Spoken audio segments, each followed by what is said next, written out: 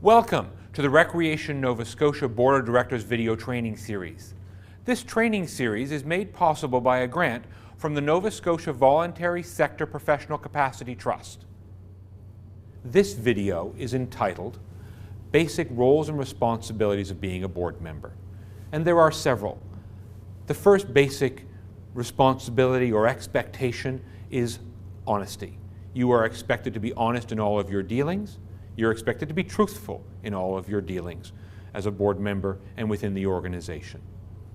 The second responsibility is loyalty. You are expected to take actions in the best interest of the organization, not in one component or one part. Every decision must be one that is what is best for the whole organization. Attached to this video, we have a sample of a conflict of interest policy.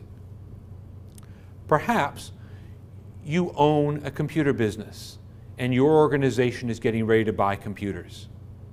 Well, you have a conflict between your duties of what is best to the organization and your desire for your personal business to sell the computers.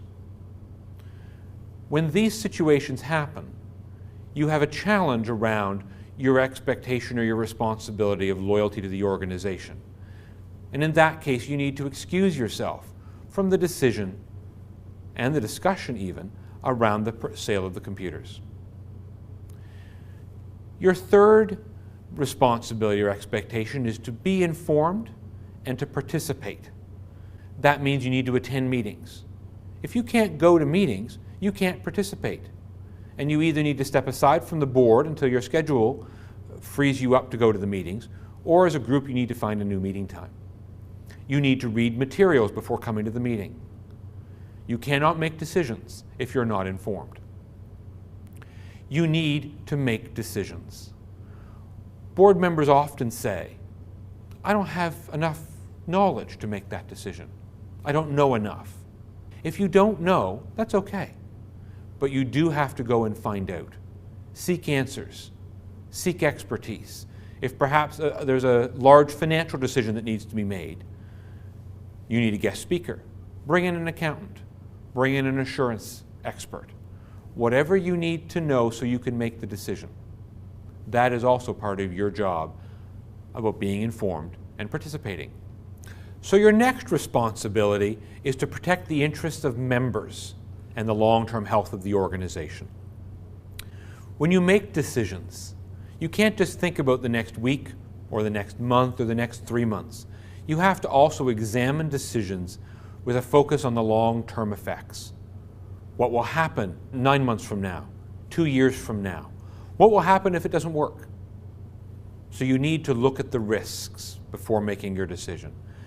And you've also got to think about what would the members want you to do. And we've talked about that in the previous video. A couple of final things to think about. It's very important that your organization pays its GST and its taxes.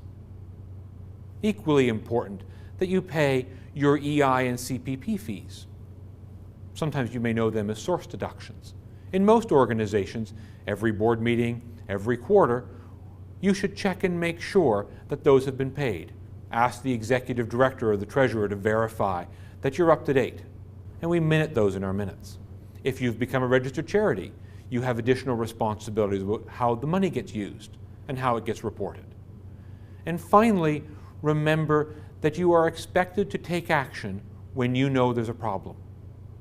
As a member of the board of directors, if you're concerned, you need to bring it up. You need to take action. Our next set of videos are going to talk about a number of specific topics. But remember, in all of those areas, you are expected to act in ways that are consistent with what we've talked about in this video.